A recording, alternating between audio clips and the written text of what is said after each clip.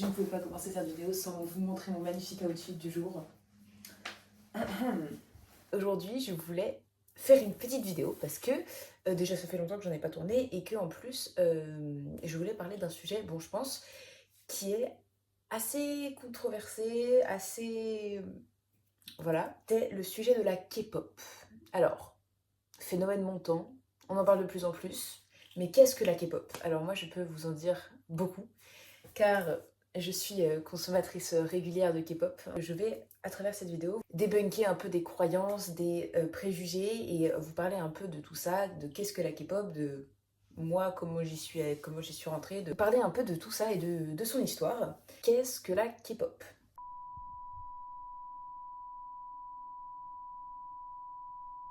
Il faut savoir que la K-pop est divisée en 5 générations. La première commence dans les années 90. C'est un phénomène de musique qui va commencer donc en Corée du Sud avec des groupes de chanteurs, danseurs et rappeurs qui vont performer sur scène avec des sons assez atypiques et avec une vraie empreinte. Il va y avoir aussi les clips qui vont être très importants. Ça va être de plus en plus un phénomène mondial. Donc comment on est passé du petit phénomène propre à la Corée du Sud à un phénomène totalement international, mondial, qui a fait des milliards de streams.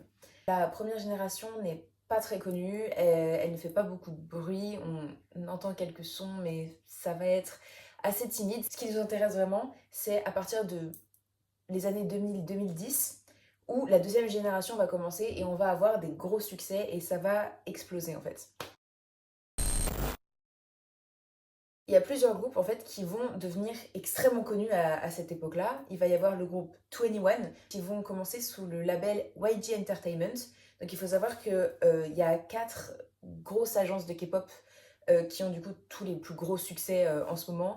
C'est la YG Entertainment, JYP Entertainment, SM Town et Hype Labels.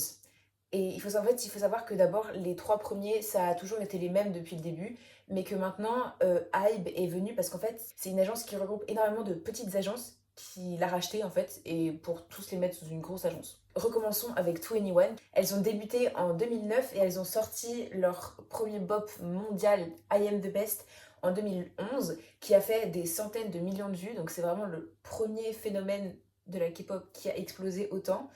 Mais ce n'est pas le seul groupe de la deuxième génération qui a vraiment explosé. Il y a aussi SNSD ou A Girls' Generation, qui a été vraiment un phénomène phare des débuts de la K-pop. Comment oublier Wonder Girls avec leur fameux MV Tell Me qui a été repris par tellement d'autres groupes après ça. Encore Tiara avec Go Crazy About You, un de mes sons préférés, clairement. On remarquera que à chaque fois, les performances, elles sont grandioses avec des chorégraphies qui sont millimétrées au moindre détail. Toujours une présence scénique incroyable avec des outfits et une prestance vraiment qui est unique à la K-pop. Tous les groupes que je cite, c'est plutôt des girls groups, donc des groupes de filles, parce que au début, c'est ce qui a marché le plus, et même encore aujourd'hui, c'est quand même ce qui marche le plus, de manière générale. Il ne faut pas oublier aussi qu'il y a des solistes, ou soloistes en fait, on dit dans le vocabulaire du K-pop, qui font de la K-pop, ce n'est pas que des groupes, et donc justement, la seconde génération, il y avait Hiyori, qui était vraiment une incroyable soloiste, vraiment géniale. Il va falloir vraiment attendre la troisième génération pour que ça devienne un phénomène vraiment planétaire. Si je vous dis 2012, ça vous rappelle une chose en particulier, un pas de danse mythique, un son phénoménal. Oui, Psy c'est de la K-pop, comme beaucoup de gens pourraient ne pas le penser, c'en est. Et donc c'est évidemment une chanson qui a fait percer la K-pop d'un point de vue international plus qu'international, c'est-à-dire quasiment 5 milliards de vues quoi.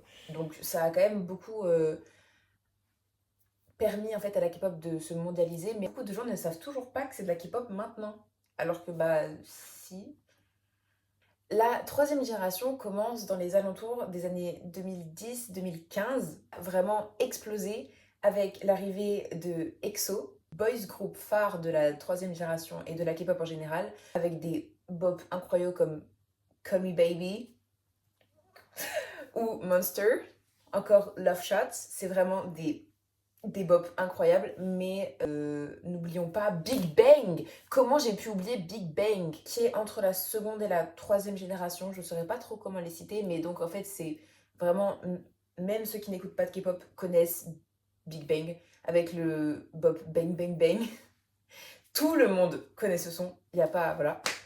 Il faut évidemment parler des deux monstres de la K-pop, qui sont BTS et Blackpink. BTS ayant commencé en 2014, Blackpink qui ont commencé en 2016, qui ont fait aussi des milliards de vues.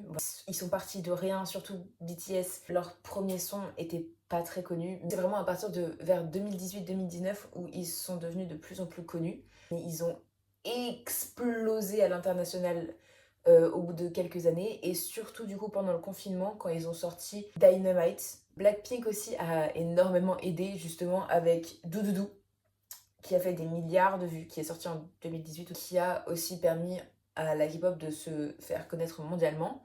Comment non plus ne pas parler de Twice, Twice qui est donc un girls group qui a aussi explosé 2020-2021, surtout pendant le confinement en fait, qui est quand même un peu moins commercial et qui reste vraiment un peu plus traditionnel quand même que les deux autres, mais qui sont quand même des monstres de la K-pop.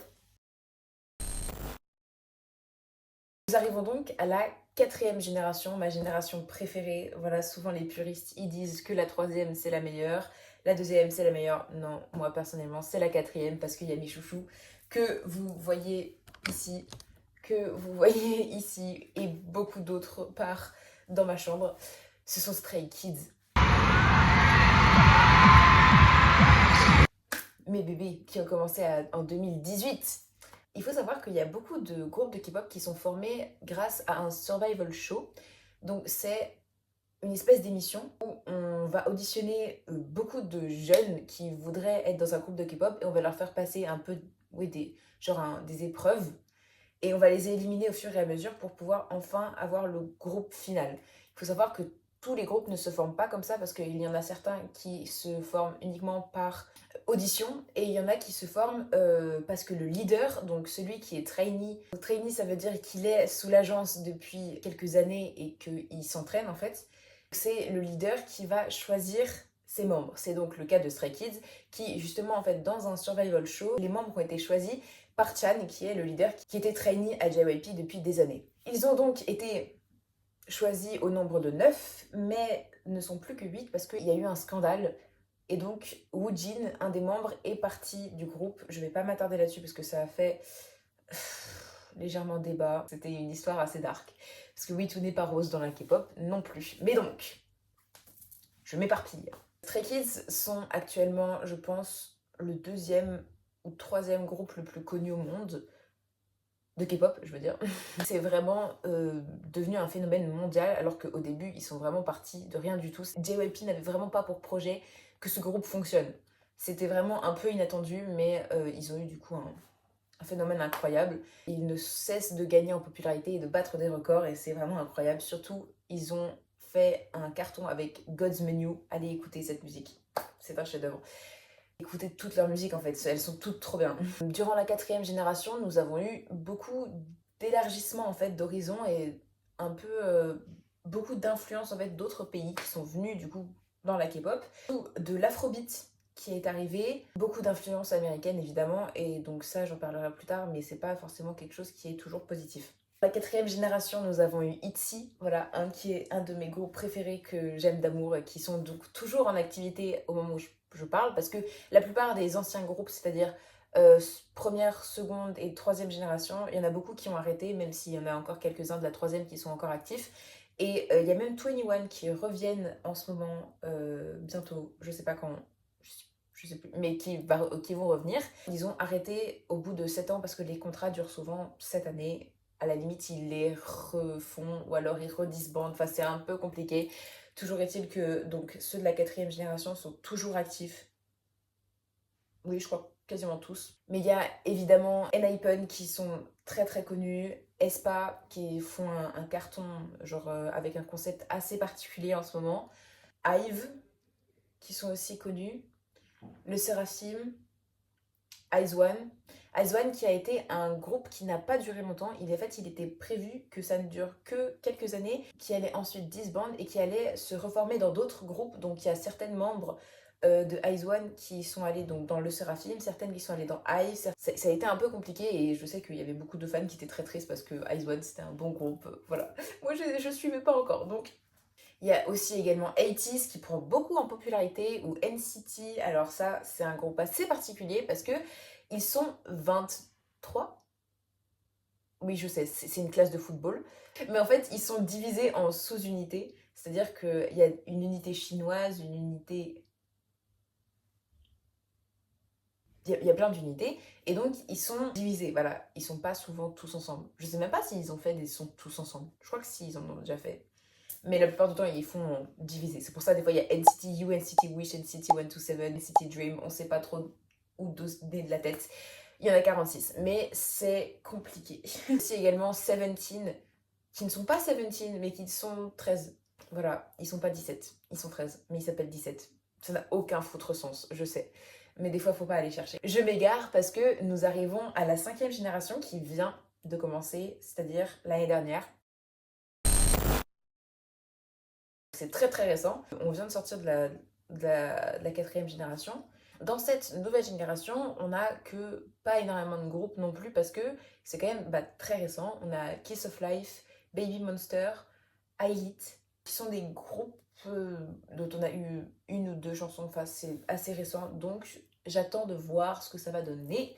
Mais je pense que ça va être un concept assez particulier. Genre, il y en a certains que j'aime bien, il y en a certains que j'aime pas trop. Bon, nous verrons bien.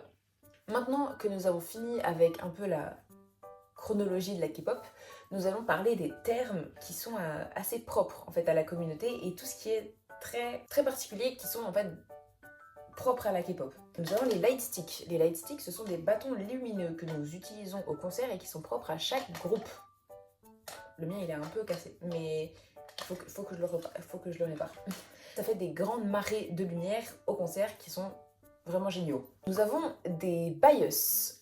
Un bias, c'est un préféré en fait dans un groupe que nous stannons. Voilà, le verbe stan, ça vient d'Eminem en plus. Je sais pas pourquoi on l'a repris en K-pop, mais ça vient d'Eminem. Ça veut dire que quand on aime un groupe, on le stan, on choisit souvent un bias, ou alors on peut être OT suivi du nombre du groupe, c'est-à-dire qu'on aime tout le monde. On n'a pas de préféré. Personnellement, j'en ai pas particulièrement dans la plupart des groupes parce que je les aime tous la plupart du temps. Mais j'avoue que genre des fois j'ai quand même un petit... Mon cœur il va quand même vers un ou deux membres en particulier. Ce qu'il faut savoir c'est que la K-pop c'est vraiment un monde. C'est-à-dire qu'il y a vraiment des termes spécifiques, des choses qui sont très spécifiques. Et en fait, quelque chose qui m'énerve beaucoup c'est le fait que les gens ils ne comprennent pas que la K-pop ce n'est pas que de la pop. Et donc souvent ils disent oui, genre ça c'est du K-R&B, ça c'est du K-rap, c'est pas de la K-pop, c'est du K-rock. Mais vous êtes au courant que il n'y a pas que de la pop dans la K-pop. Donc c'est complètement ridicule en fait de parler de label comme ça. Enfin genre, parce qu'en fait, il y a littéralement du métal, du rock, du rap, du R&B. Il y a évidemment du coup de la pop, il y a du rock, il y a du punk, il y a du goth, il y a vraiment de tout dans la K-pop. Vous pensez vraiment que Stray Kids, c'est de la pop? Vous avez entendu de leur son ou pas? Enfin genre, je comprends pas. Les gens qui nous disent ça m'énerve. Parce qu'en fait, il y a vraiment de tout. C'est vraiment, le mot K-pop, c'est pour désigner l'ensemble de l'industrie. Industrie qui a donc en fait vraiment une forme très particulière. C'est vraiment le fait que il y ait des MV, donc les MV, les clips vidéo qui sont donc toujours particuliers, les concepts, le fait qu'ils chantent, ils dansent, ils rappent. En fait, ils ont aussi des positions dans les groupes, c'est-à-dire qu'il y a les lead, main, sub, donc ça dépend en fait de à quel point tu es compétent dans ta catégorie. Donc en danse, en chant, en rap, il y a aussi une position visuelle, ça franchement honnêtement je comprends pas trop, mais voilà, c'est juste en mode la personne qui est belle dans le groupe, ça n'a aucun sens, voilà j'avoue. Le leader et le plus jeune qu'on appelle le maknae. Il y a tout le vocabulaire aussi évidemment qui vient avec. On utilise le mot idol pour désigner une idol de K-pop, donc un chanteur ou un danseur, voilà. On dit que c'est un idol. Ça va être aussi tout le merch que désigne le terme K-pop, c'est-à-dire le fait... Je vais vous montrer un album. Les albums sont toujours très particulier. Donc ça, c'est juste un exemple. Mais ça va souvent être des choses pas du tout qu'avec un CD. Par exemple, il y a des stickers, il y a des posters, il y a un photobook. Il y a souvent des cartes, il y a des trucs, je sais même pas ce que c'est. Il y a encore des posters. Il y a évidemment le CD. Et il y a aussi la chose que tous les K-pop stans veulent et cherchent absolument. D'ailleurs, K-pop stan, c'est le nom des fans de K-pop. C'est les postcards. Voilà, les PC. Donc, j'en ai beaucoup. Mais en fait, ce sont des cartes donc, de chaque membre qu'on peut avoir dans les albums, mais qui sont limitées et qui sont totalement aléatoires. Donc en fait, c'est mystère et donc il faut acheter des albums pour avoir les cartes. Je disais donc, c'est surtout pour ces cartes que les gens achètent des albums, mais c'est aussi du coup pour tout ce qu'il y a autour. Il y a vraiment un business fou avec la K-pop. C'est vraiment une industrie dingue. Il y a mais tellement de merch, il y a des pulls, il y a des t-shirts, il y a des peluches qui sont propres à chaque membre, il y a des fan signs, c'est-à-dire genre des rencontres avec les groupes, il y a des fan calls, c'est-à-dire qu'on peut appeler aux idoles, il y a évidemment les fan meetings, donc ça c'est des grands concerts avec du coup des fans, enfin genre du coup c'est des petits concerts plutôt que des grands concerts, c'est des petits concerts qui sont privés et qui coûtent une blinde. Il y a du coup évidemment les concerts où ça va toujours être assez particulier aussi parce qu'il va y avoir une grande mise en scène, il va y avoir des chorégraphies qui sont tout le temps ouf parce que bah, en fait pour chaque son il y a une danse et donc en fait un peu tout le monde connaît les danses, un peu tout le monde connaît, il y a les fans chants, il y a trop de choses. On va dire le nom des membres pendant une certaine chanson. Je vous jure qu'on dirait un culte, mais c'est pas un culte. Nous ne sommes pas fous. Tout va bien. C'est vraiment un univers total et c'est donc ça que désigne la K-pop et ça veut pas dire du coup pop parce que j'ai donné quelques extraits mais ça c'est pas de la pop. Certes la K-pop c'est un monde, c'est tout un univers, j'adore cet univers, il y a beaucoup de choses. Il y a un peu un dark side de la K-pop dont il faut parler. Voilà, donc déjà premièrement, il y a eu une vraiment vibe assez commerciale et très américanisée de la K-pop dans beaucoup de concepts et dans beaucoup de sons qui n'a pas vraiment forcément été apprécié par ceux qui préféraient les sons d'avant. Et en vrai, je comprends parce que même s'il y a pas mal de sons que j'aime beaucoup de maintenant, j'avoue que 2024 c'était pas l'année de la K-pop et qu'il y a quand même beaucoup de groupes que j'écoutais à leur début que je n'écoute plus maintenant parce que vraiment c'est devenu relativement assez américanisé et ça perd vraiment de leur essence. Je trouve que c'est un petit peu dommage parce que c'était vraiment la marque de fabrique de la K-pop et ce qui rendait la chose spéciale et que en fait ça perd un peu de son cachet. C'est dommage parce que du coup en fait ça va devenir de la musique comme les autres et bah c'était pas ça que j'aimais de base. Il y a aussi un côté très très sombre de l'industrie parce qu'il y a eu beaucoup de scandales. Le Burning Sun scandale, ça a été un énorme bourbier où il y a eu des personnes qui ont été accusées d'agression sexuelle, de trafic d'humains, littéralement de trafic de vidéos à caractère graphique, enfin des dingueries, vraiment ça a été terrible. Ça me fait vraiment penser à l'affaire de P. Diddy qui a en ce moment, c'est vraiment la même chose, c'était en 2018. C'était un idol du groupe Big Bang qui a été du coup en prison pour ça, qui a été libéré récemment. Voilà, le système judiciaire, bon. Mais c'est vraiment l'arbre qui cache la forêt dans le sens où il y a beaucoup d'affaires de harcèlement, d'agression. Il y a eu énormément de choses très dark dont on ne connaît même pas en fait. Parce qu'en fait, ils ont vraiment une image à tenir. Il y a quelque chose de très faux en fait dans la K-pop. Et c'est un peu ce que je regrette, c'est le fait qu'il y a pas mal de groupes qui sont bah, très commerciaux et ils ont vraiment une image en fait à tenir, la plupart même. Moi les groupes que je suis, donc Stray Kids ou J-Idol, ça va être des groupes qui sont quand même plus faits par eux-mêmes, self-made, dans le sens où c'est eux qui composent leur son, leur musique, qui choisissent en fait leur concept, que je considère quand même plus vrai, même si en soi je ne connais personne et que on ne sait jamais. Voilà, parce que récemment il y a un artiste qui a été accusé d'agression sexuelle, donc Taeil de NCT, qui a été donc dégagé du groupe. En fait, le truc c'est que ça a vraiment fait beaucoup de bruit parce que c'était vraiment un artiste dont tout le monde disait oui mais ce sera jamais lui parce que lui il est trop gentil, lui il est trop chou. Bah non, ça peut être n'importe qui et du coup c'est pas terrible, voilà. C'est quelque chose dont je pense que un peu tout le monde a assez peur parce qu'en fait ça peut être vraiment n'importe quel idol. Ça peut être même n'importe quel artiste, ça peut être n'importe quel homme, nous ne savons jamais. Quelque chose aussi qui peut être, qui a fait beaucoup scandale et qui est vraiment un côté très noir de la K-pop, c'est le fait qu'il y a énormément de régimes qui sont très dangereux, énormément de maltraitance, voilà, envers les idoles. Là récemment, il y a eu un énorme scandale avec le groupe New Jeans où du coup leur PDG a été viré et elles ont eu du coup un nouveau PDG et elles se sont exprimées par elles-mêmes sur une plateforme de manière totalement autonome et donc qui n'a pas du tout été validée par l'agence pour justement dénoncer l'agence Hybe contre les mauvais traitements dont elles ont été victimes depuis que leur PDG a été licencié parce que justement elle avait agressé des idoles et que du coup depuis ce jour-là elles se font extrêmement maltraiter par leur nouveau PDG et leur agence en général.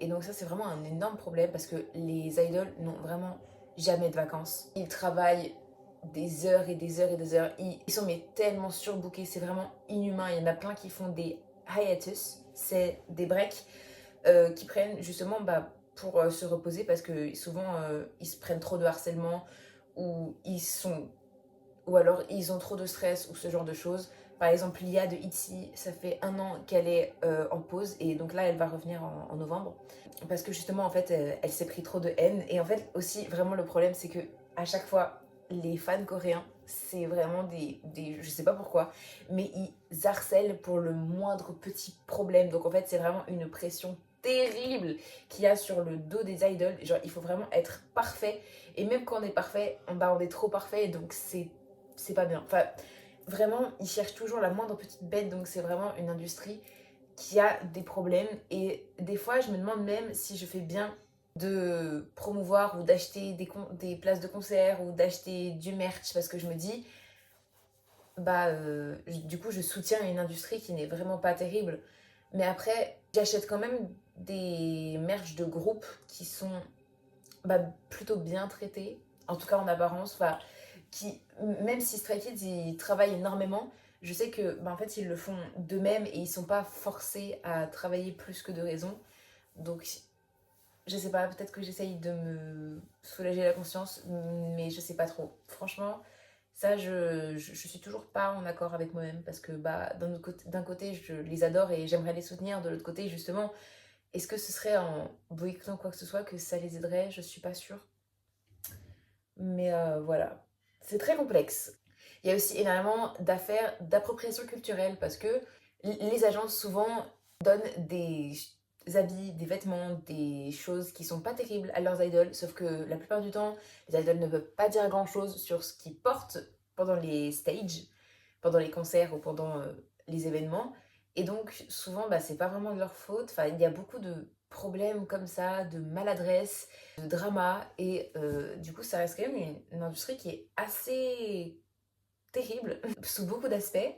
Le truc, c'est que je trouve quand même que pour beaucoup d'autres choses, c'est génial. Parce que c'est vraiment un univers incroyable et ils ont vraiment des sons géniaux, des concepts géniaux. Et dans tout cas, de ce qu'ils montrent, il y en a beaucoup qui ont l'air d'être des personnes géniales. Mon cœur est assez divisé. Honnêtement, je ne sais pas trop ce qui va se passer concernant la K-pop parce que là a un peu atteint son prime. Surtout du coup avec BTS et Blackpink qui sont connus de partout et puis même les groupes prennent de plus en plus d'ampleur. Je sais pas du tout si la 5e génération connaîtra ce succès mondial parce que je sais qu'il y en a beaucoup qui sont relativement déçus des nouveaux groupes. En soi, je peux les comprendre parce qu'il y a quand même certains trucs qui sont très éloignés en fait du concept de la K-pop. C'est toute une autre partie des gens qui disent que justement on retrouve plus l'ancienne K-pop et ils ont de nouveau des concepts un peu plus Y2K et des concepts un peu plus rétro. Honnêtement, je pense que ça va dépendre des groupes, mais je ne sais pas du tout si ça va continuer en fait à avoir une ampleur telle. Tout ce que je sais, c'est que les groupes qui sont connus actuellement ne cesseront pas d'être connus. Et même s'ils ont souvent mauvaise réputation, parce que dès qu'on dit K-pop, oui, mais c'est BTS et Blackpink, mais non, il y a tellement, mais tellement d'autres groupes. Il y en a vraiment des centaines. C'est-à-dire, je vais mettre une petite liste là, des groupes que vous ne connaissez pas et que personne ne connaît, je pense. Je ne sais pas du tout, du coup, ce qui se passera pour l'avenir de la K-pop. En tout cas, ce que j'espère, c'est qu'ils seront mieux traités à l'avenir, parce que vraiment, c'est terrible, et qu'ils pourront avoir beaucoup plus de liberté, parce qu'il y a vraiment des restrictions terribles. Par exemple, ils n'ont pas le droit d'avoir de tatouages, ils n'ont pas le droit d'avoir des piercings, ils ne doivent pas sortir avec des gens, ils peuvent pas sortir quand ils veulent, ils peuvent pas faire ce qu'ils veulent, il y a vraiment tellement d'interdictions qui sont totalement folles, des injonctions à la minceur, des injonctions à la beauté, c'est de la chirurgie. Vraiment, ça me rend totalement fou quand j'entends vraiment ce qu'ils doivent faire, alors que je suis juste en mode, mais laissez-les vivre un minimum, s'il vous plaît. C'est pour ça que j'aimerais bien que ça change. Mais après, je sais pas trop comment faire. Mais en tout cas, j'espère juste que j'essaye de débunker en fait un peu les préjugés parce que non, c'est pas une secte, non, tous les K-pop stans ne sont pas des fangirls qui sont totalement en mode BTS, Blackpink. Non, il y a vraiment énormément de sous-genres, sous-catégories. Vraiment, j'écoute de la K-pop goth. J'écoute de la K-pop metal. Donc vraiment, vraiment, il y a beaucoup, beaucoup, beaucoup de choses qui sont possibles et qui existent dans la K-pop et c'est vraiment cette diversité en fait que j'adore dans ce milieu et que je trouve super intéressante, même si du coup ça reste le même univers. Voilà. J'aimerais qu'on arrête de juger les personnes qui écoutent de la K-pop et qu'on puisse juste pouvoir écouter en fait ce qu'on veut, quand on veut, de la manière dont on veut, dans le respect d'autrui évidemment, et que non, en fait, j'écoute pas que de la K-pop. Voilà, c'est pas du tout tout ce que j'écoute. Et même dans la K-pop, j'écoute pas 3 groupes. J'en écoute des dizaines. Que du coup, j'écoute beaucoup de styles de musique différents. Et en fait, je pense qu'il faudrait qu'on normalise le fait d'écouter plein de choses différentes et qu'on ne soit pas obligé de rester dans un seul truc de musique et qu'on puisse s'ouvrir à plein d'autres choses sans avoir de préjugés et sans jugement, s'il vous plaît, ce serait sympathique. Parce que j'en ai marre, voilà. J'espère que je vous ai passionné, j'espère que je vous ai convaincu d'aller écouter. Portez-vous bien et je pense que cette vidéo est terminée. J'ai mal au genou. Il faut vraiment que j'investisse dans un setup parce que c'est terrible. Ciao, peace.